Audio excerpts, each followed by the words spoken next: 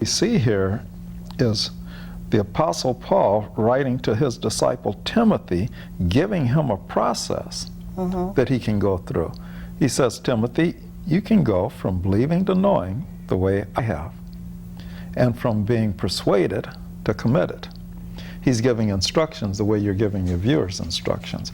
So your viewers can look at and know that it is possible to go from believing to knowing and from persuaded to committed. And now, this believing, it's interesting, or we should point out, it's not believing the Word, it's believing the Lord that spoke the Word. So we're to believe the person. And we're to know Him. See, it says, I know whom, not what I have believed. I know whom I have. This is talking about a person. He's saying, I know that I have believed in the Lord. That's whom I'm believing in. And I have become persuaded by the Lord that I can trust Him. I can make a commitment to Him, everything I need to commit. Now, basically, we've already committed that we entrusted Him with our soul, with our spirit, our eternal salvation. We trust the Lord with that. But what about in our daily living? Because we're Christians 24/7. So there should be a change in our thought life which will change our action.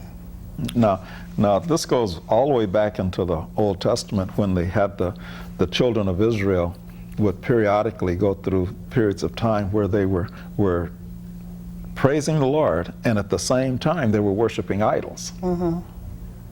So they had this duality where they're saying they're children of, or the servants of God, the servants of Jehovah, but at the same time they were worshiping and praising idols. Well, we don't want to be in that same state. Because we've been told to come out from among them, be different. And I think we made a study and we've determined that if you have one foot in the world and one foot in the kingdom, then you're all the way in the world.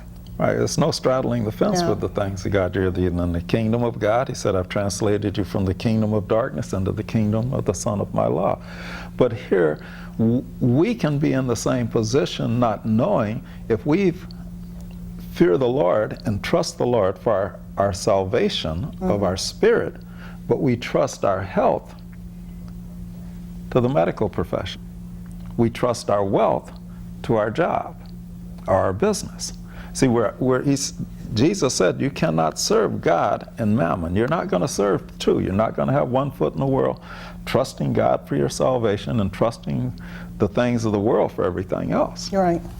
And so this is where we want to come to the point that we're persuaded that we can commit everything to the Lord. I think the key word in the definition that I found was consistency. In other words, you consistently commit all that you have to God. And this is, as we said before, this is a process. So as we grow in the knowledge of Him and obey Him, then that knowledge will increase our trust of Him, because we will have results as a result of our trust in Him. Now, when we're trusting Him, I had some questions that I asked so that we could kind of go through this process of finding out, am I trusting Him? How do I come to trust Him? Like some of the questions you had there at the beginning. Right. Now, before you go on, you know, in 2 Timothy 1:12, I'll read it again in the King James. It says, for that which cause I also suffer these things, nevertheless I am not ashamed, for I know whom I have believed, and am persuaded that He is able to keep that which I have committed Him against that day. And so I stopped and I said, well, what day is that? Against what day? And the scripture tells us the Lord in the day of His appearing. So when He appears, we want to make sure that we have trusted all that we have been blessed with to Him, because we know that we're just simply stewards over everything. Now, this is the what we're to do between now and the time that He does come back. When I say we don't want to trust Him for our salvation and trust our job for our wealth, no, we trust Him for our salvation and for our wealth, and we commit our job to Him. Okay. It's not that you stop working. It's not that you stop going to a doctor, but you trust your healing to Him, because with His stripes we were healed.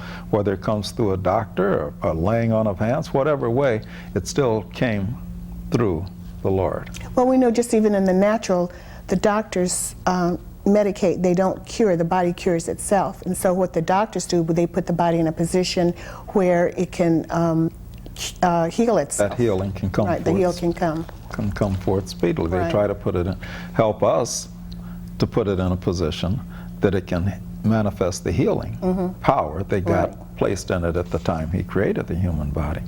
So in looking at this process of from believing to knowing, from persuaded to committed, I ask the question, how do I know that I'm believing? Is there a scriptural way for me to know that I'm believing? And the answer is in the scriptures. One place, it's in Mark 16, verses 17 and 18. And it says, and these signs shall follow them that believe.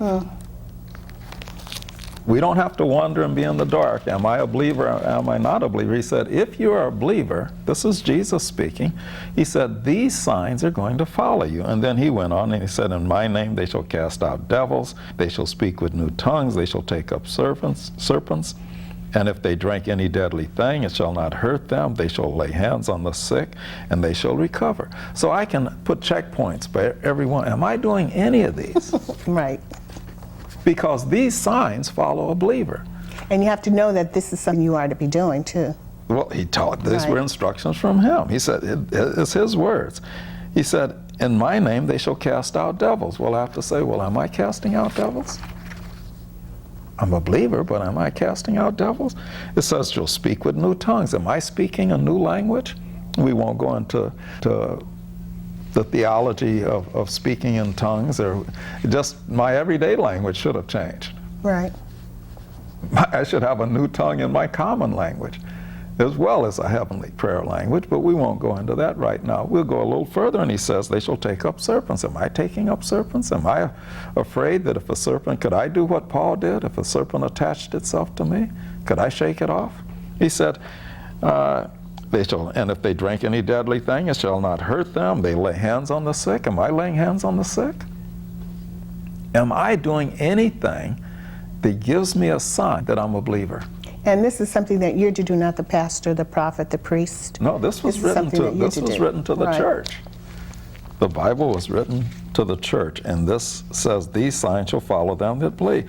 Well, that's one witness, but Jesus also in John chapter 14, verse 12, He said, verily, verily, I say unto you, he that believeth on me, the works that I do, shall he do also. And greater works than these shall he do, because I go to my Father. Well, that opens up the whole ministry of the Lord Jesus Christ. It says, if you're not doing those things in Mark, maybe you're doing some of the other things that Jesus did. Well, you have to look and see, what did He do? And you know, this believing is not just a mental assent. This is something that goes deeper. And to give some flavor of this believing, it means that you cleave to, trust, rely on, and have faith in. This is a believing that comes, well, the way that the scripture refers to it, the belief that comes from the heart. Out of the abundance of the heart, that which we have put abundantly in the heart, that's what's going to come out during the hard times, during the pressure times. And what you're pointing out is exactly what Jesus said here in John 14:12. He said, I say unto you, he that believeth on me, not on what I taught, not on what people are saying about me, not on what people preach about me, but have you believed me? Are you believing me? That's where He wants us. He said, if you are believing me, then the same work that I've done, you're going to do. You can put a checkpoint there. It says, you want to know if you're believing me? Are you doing the works that I did? Before you even get to the greater works, are you just doing what I did? Well, we'd have to go through the scriptures, and we'd have to study life of Jesus, and we'd have to see, what did Jesus do? He discipled people, didn't He? He discipled more than just the 12. Right. Am I discipling anyone in the things of God? See, this is just one little thing that He did. He made life better. He said, I came that you might have life and have it more abundantly. He said, I've come to seek and to save the lost. Are we seeking and saving the lost? Am I doing that? To capsulize it would be to win, consolidate, disciple, and send.